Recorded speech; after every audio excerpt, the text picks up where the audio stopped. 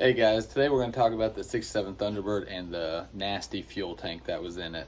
I've already dropped it. I didn't really think about shooting all that, but I will kind of show you what I've done up to this point. First off, I didn't buy a new tank. I just cleaned the old one. A new tank was like $300, and even though probably would have been worth it on this particular car, just as clean as it is, right now I'm just not wanting to invest that kind of money into it, just because I haven't actually got to drive it and really enjoy it to see if it's one I want to keep or not. If we decide to keep it, I probably will put a new tank in it, but for now we're just fixing the old one.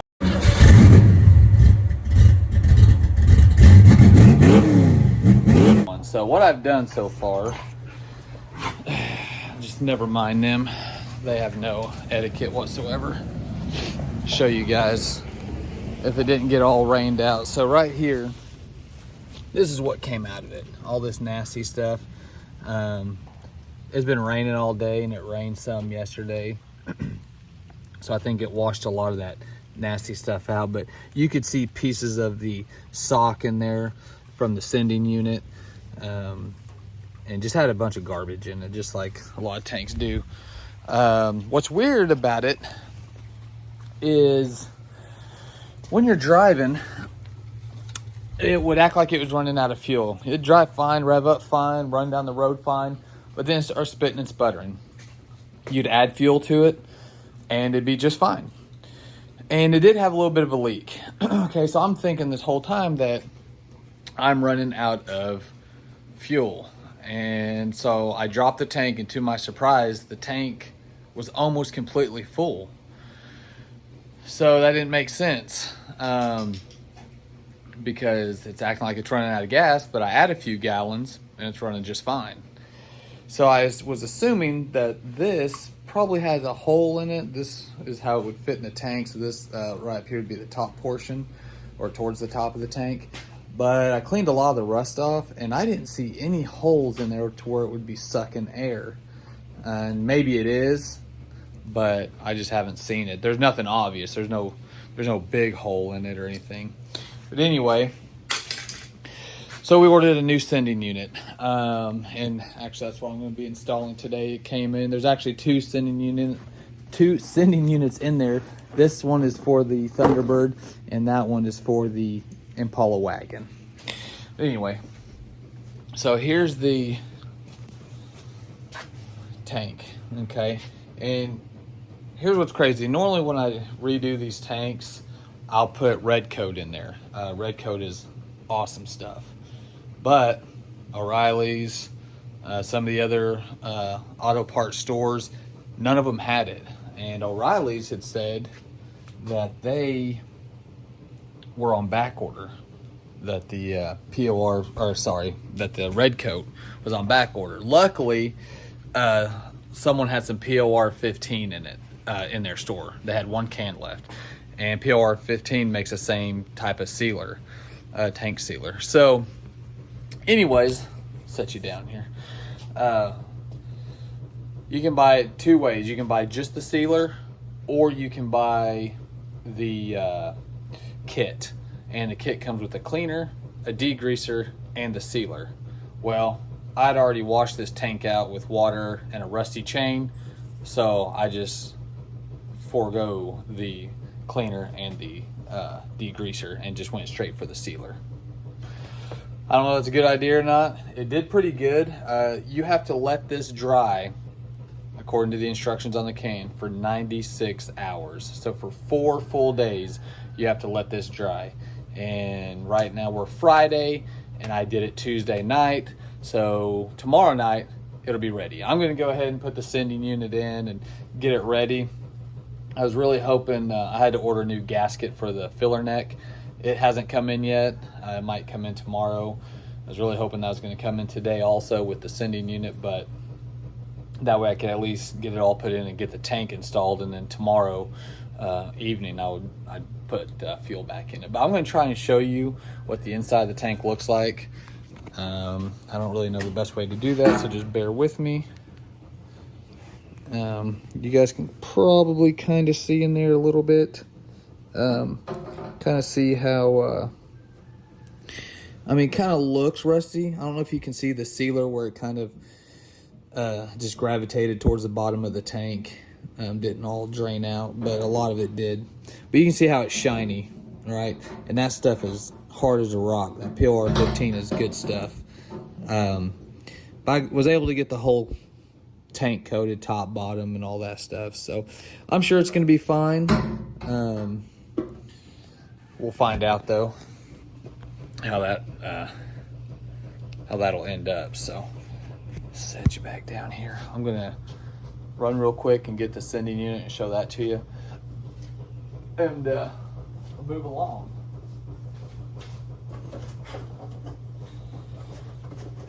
So these guys here, first time I've ever used their product. I'm sure it's good. It looks good. It's identical to the one I just showed you.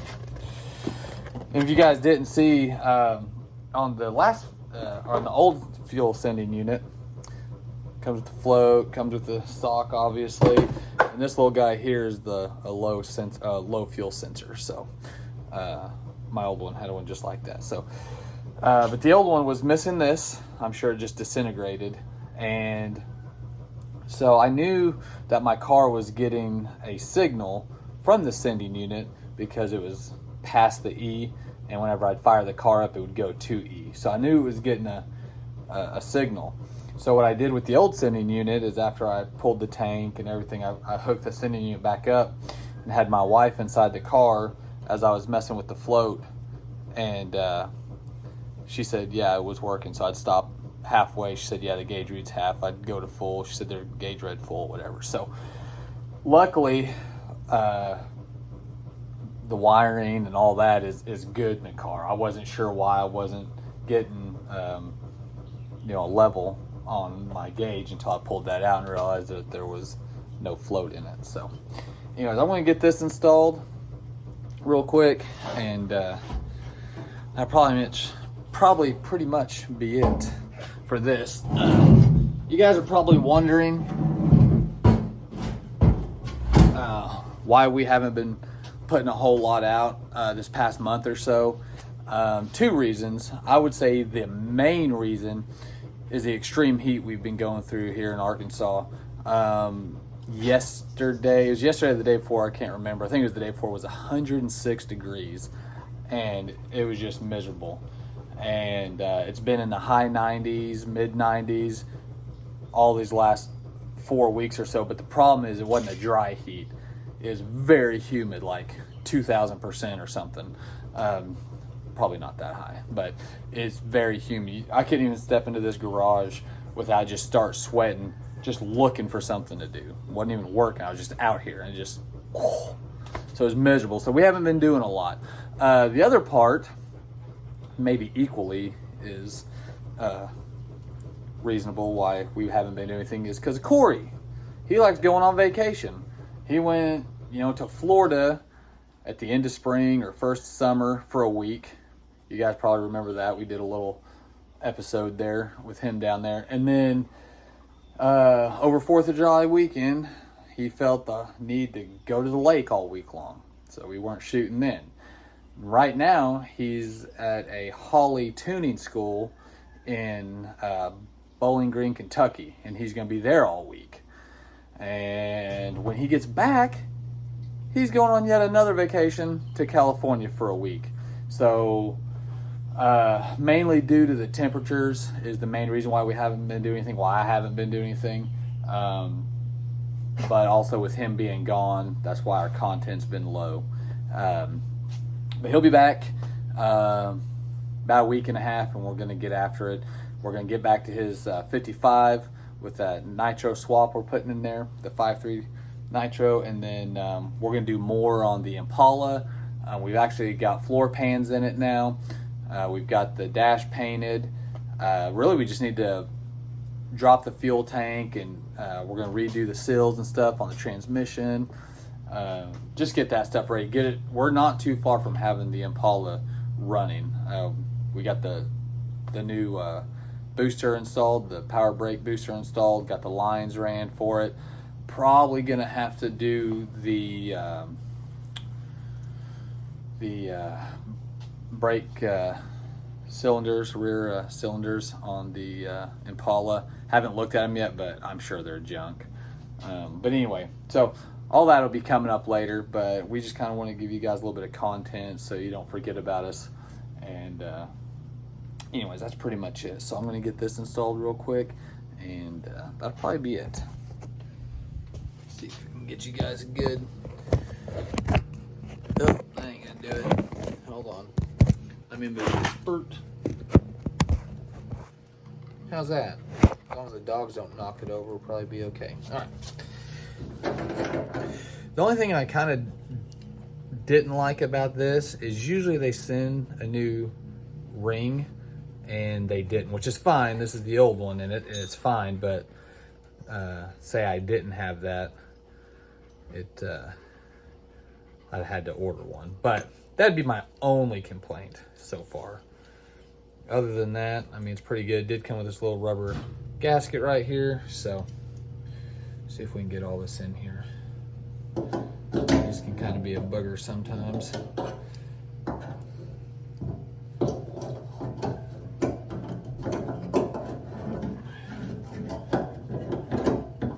Oh boy.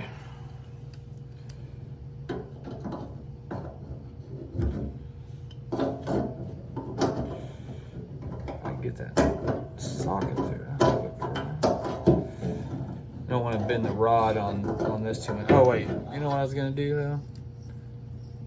I was gonna test that on the car, just make sure it works, but yeah, I guess I'll figure it out. If it doesn't work, it doesn't work. Let's see here. Jeez, let me see.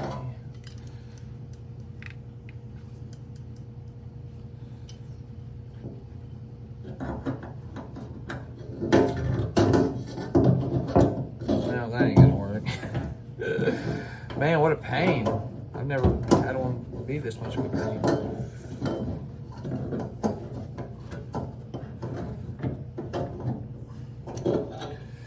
The last one came out super easy because this wasn't on there. I just pulled it right out, and it would go in super easy if it wasn't for that.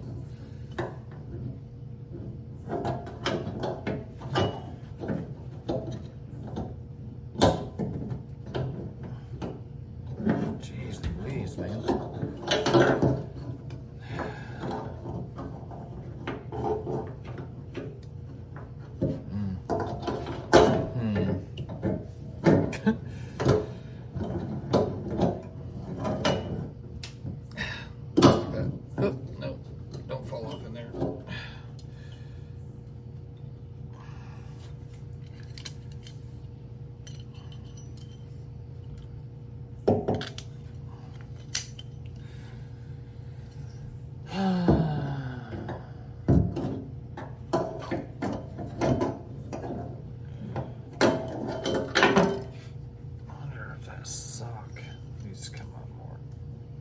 Feel like it. It's kind of looking like it's, and that wouldn't flip around because that would hit that. So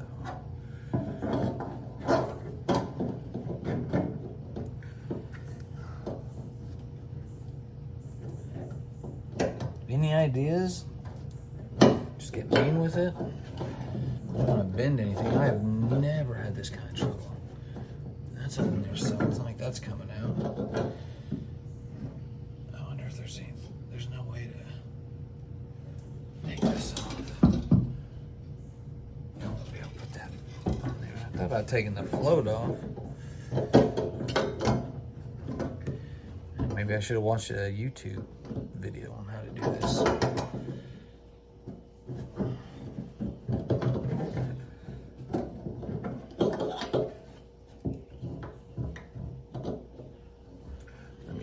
Let me take this off. I just don't, there's no way putting that on there.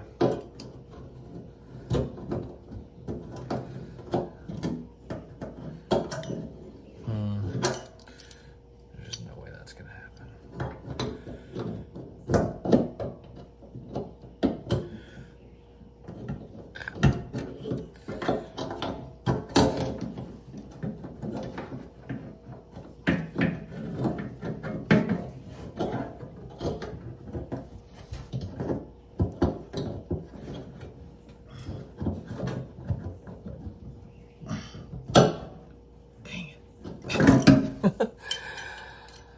Holy crap, man. This is a pain.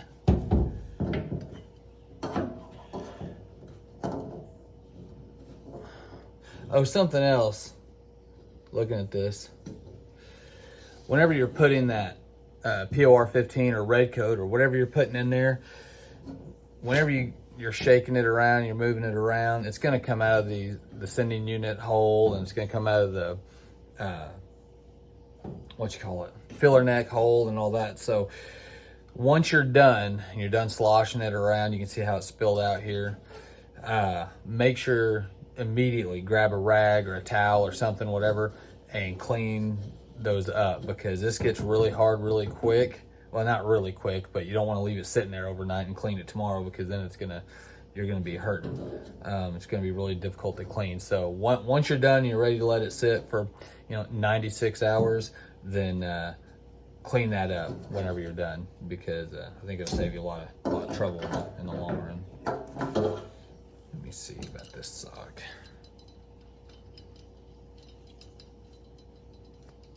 That's rock bottom right there. Man. Oh, wait a minute. Holy cow, that was easy.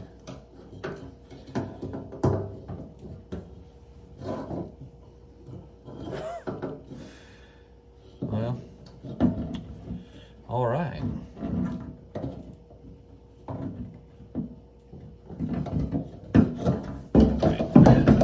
Now what are we hitting?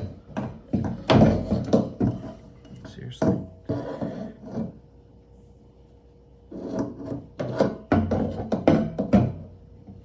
Is that too tall?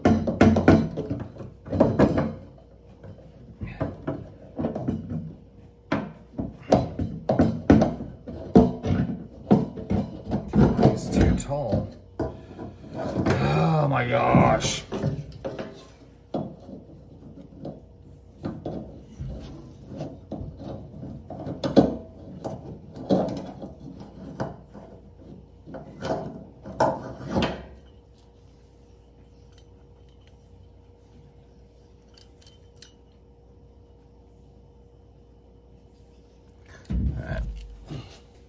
So what's going on here is this new one is a little bit longer than the old one.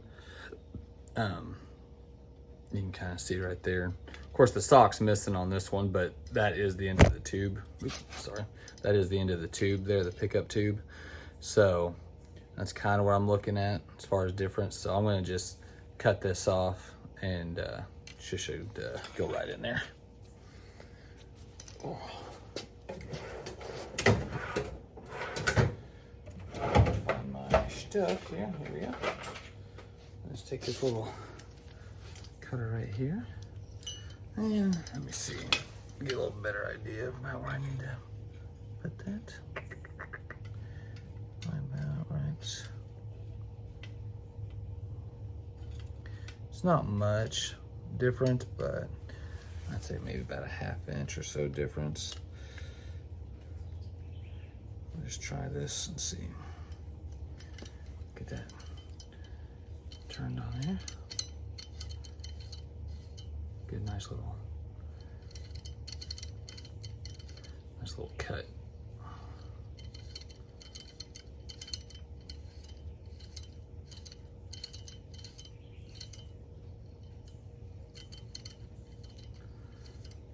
Working on old cars, sometimes you gotta modify the parts, you know. It's all right.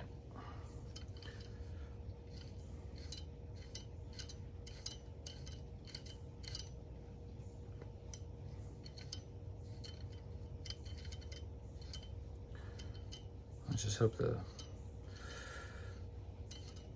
sock doesn't hit this thing here. If I cut it too short, that's what's gonna happen. So I think it'll be all right though.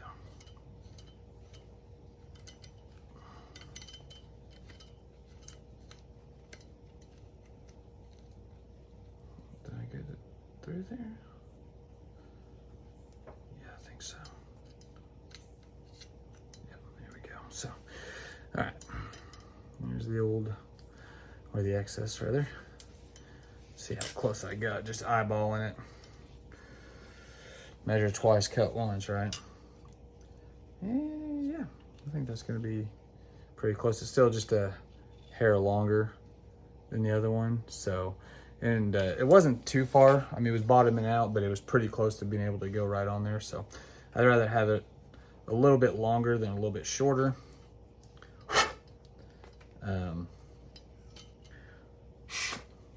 Just make sure any little particles are out of there. Oh, there we go. So we got plenty of room before it hits that.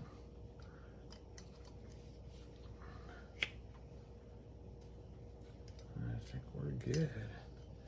All right, let's try that. See if I learned the special technique here. I think what I had to do is kind of get this and push it over. I mean, it'll come back into place, but just have to push it over a little bit just to get it to get them both to fit in at the same time. Oh! Did that hurt? Sorry. I think it's upside down. There we go. Okay.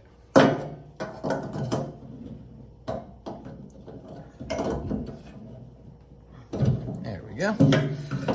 All right. Make sure that's still. Yep. Okay. Now let's see.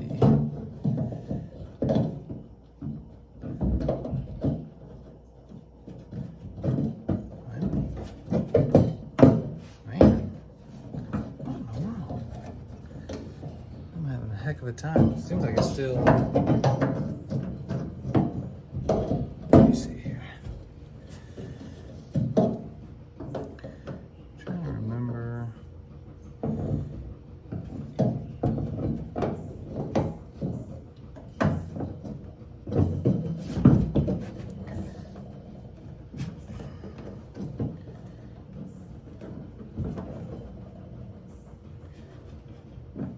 I don't remember, honestly, if this was at a little bit of an angle when I pulled it out or if it was straight up and down. I really don't remember.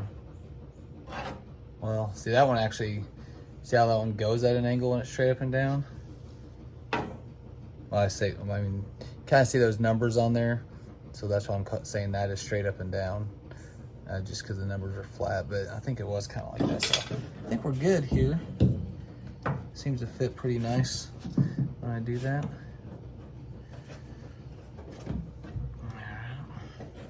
Put that back on there, make sure that seal is on there.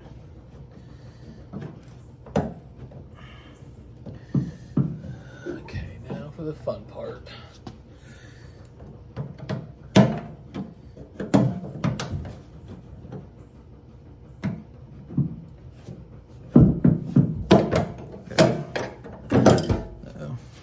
I'm gonna flip this around like this. Make it a little easier on myself. Maybe. We'll see. I got the gasket in there. Oh yeah. Okay. I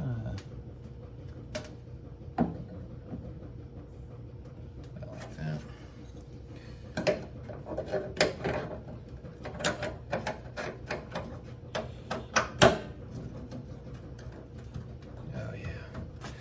See what happens when you let gravity do the work? Think smarter, you know?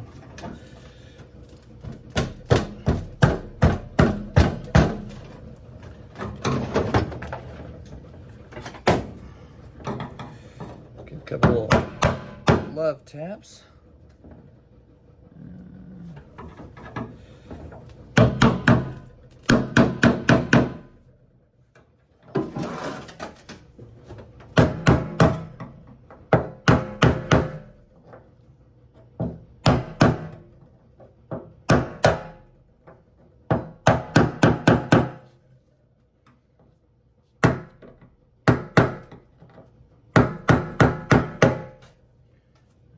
Just about there.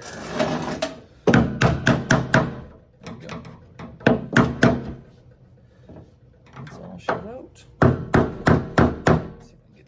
up a little bit better. So, sending unit is in. If I'd been doing this yesterday, I'd be dripping sweat right now. But anyway, that's pretty much it, you guys. I know this was kind of boring, very simple job, but some people may not know. All right, that's all we got. See you next time.